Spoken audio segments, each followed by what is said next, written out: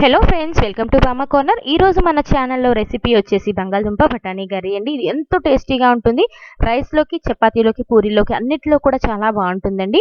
ఎటువంటి మసాలాస్ను కూడా యాడ్ చేయకుండా సింపుల్గా ఎలా చేయాలో నేను ఈ వీడియోలో చేసి చూపిస్తున్నాను. సో మీరు తప్పకుండా ఇదేనా కనుక నా ఛానల్ని ఫస్ట్ టైం చూసినట్టయితే తప్పకుండా లైక్ చేయండి, షేర్ చేయండి, సబ్స్క్రైబ్ చేయడం మాత్రం అస్సలు మర్చిపోవద్దు. అక్కడ కనిపిస్తున్న బెల్ ఐకాన్ని క్లిక్ చేస్తే మీకు తప్పకుండా నేను పెట్టే ప్రతి వీడియోని కూడా మీకు వస్తుంది.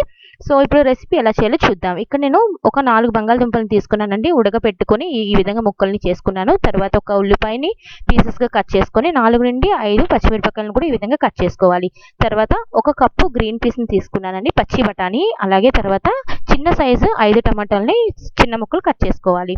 ఇప్పుడు ఒక కళాయి పెట్టుకొని అందులో ఆయిల్ వేసుకున్నాక కొద్దిగా హీట్ అయిన తర్వాత అందులో తరిగి పెట్టుకున్న ఉల్లిపాయలు, పచ్చిమిరపకాయలని కూడా మనం యాడ్ చేసుకోవాలి.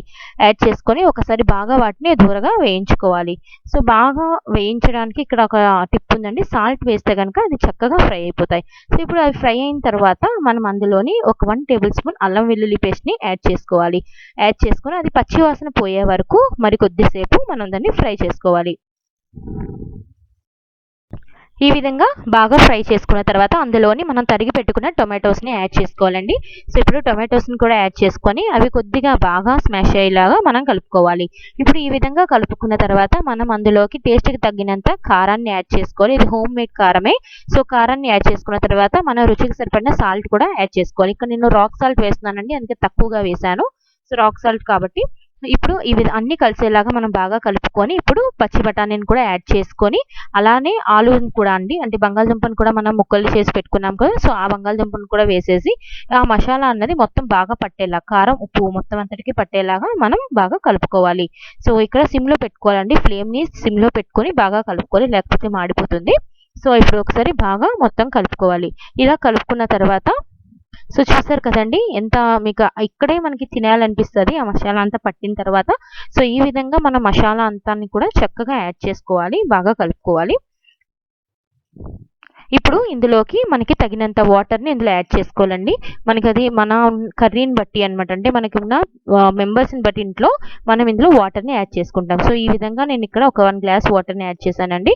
సో ఒక గ్లాస్ వాటర్ని యాడ్ చేసుకొని మరి కొద్దిసేపు బాగా కలుపుకొని దాని మీద మనం మూత పెట్టుకొని ఒక 10 మినిట్స్ మనం హై ఫ్లేమ్లో ఉంచాలి. సో తర్వాత మూత తీసి చూడండి, ఇప్పుడు ఇంత చక్కగా మరుగుతుంది కదా, అంటే చాలా బాగా బాయిల్ అవుతుంది. సో మీరు అబ్జర్వ్ చేస్తే పక్కన నేను ఇందాకటి కన్నా కాస్త కర్రీ అనేది తగ్గిందండి. సో ఈ విధంగా మరొకసారి బాగా కలుపుకుంటూ హై ఫ్లేమ్లోనే మనం ఉడికించుకోవాలి. సో చూడండి, జస్ట్ తర్వాత ఒక 10 నిమిషాల తర్వాత కనుక మనం చూసినట్టయితే కర్రీ అంతా కూడా మనకి రెడీ అయిపోయి ఉంటుందండి. మీకు కనుక ఆ కన్సిస్టెన్సీలో కావాలి అనుకుంటే మనం అప్పుడే స్టవ్ ఆఫ్ చేసుకోవచ్చు. లేదు ఇంకొద్దిగా దగ్గరగా చిక్కగా కావాలి అనుకుంటే ఇంకొక 2 మినిట్స్ కనుక వెయిట్ చేస్తే అది చిక్కబడిపోతుంది. సో చూడండి కర్రీ అన్నది ఎంత టేస్టీగా ఉందో. మీరు ఇప్పుడు దీన్ని పూరీస్తో కానీ, రైస్తో కానీ, రోటీస్తో కానీ దేంతో అయినా సరే చాలా బాగుంటుందండి. తప్పకుండా ట్రై చేయండి. మరి మీకు కూడా ఈ రెసిపీ అన్నది ఎలా వచ్చిందో నాకు తప్పకుండా మీరు ట్రై చేసిన తర్వాత కమెంట్ సెక్షన్లో మాత్రం చెప్పడం మర్చిపోవద్దండి. అలానే ఇప్పుడు మళ్ళీ ఒకసారి అడుగుతున్నాను, ఇప్పుడు కానీ నా ఛానల్ ఎవరైనా సబ్స్క్రైబ్ చేసుకోలేని వారు ఉంటే తప్పకుండా సబ్స్క్రైబ్ చేసుకోండి. అలాగే లైక్ చేయండి, షేర్ చేయండి మీ ఫ్యామిలీ మెంబర్స్కి. Thank you for watching.